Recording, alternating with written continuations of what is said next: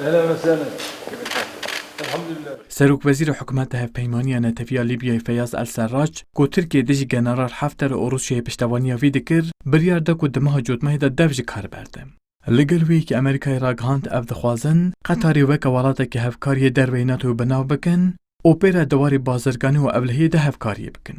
بریار دفج کاربردان سراج و اف هفکاری قطاری به امریکای رین دنوا پسپورین ترکیه دا بویا جه نقاشیم. لگوری هم پسپورین پیوندی ناو دولتی نزدیک حکومتی ترکیه دنابر همو ولاتان دا پولیتیکای کنو آوادکم. اونکو تنی دمینه لقادی رولک دیارکار دلیزم.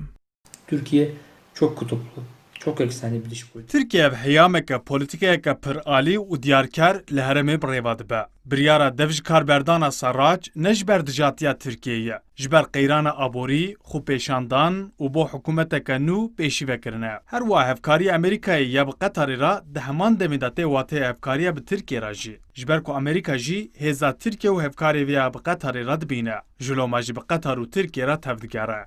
برانبری وی که سروک انستیتویا باشکنتیا لیکولین استراتژیک انگون اکتمجی دبیجم ترکیه هر کود چال هرمی ایدی تنه دمینم نهاجی لیبیا و قطر Türkiye تنه دهلن و Türkiye پیوسته خوب گوهرینم. Türkiye uzun süredir bölgede yalnızlaştırılıyor.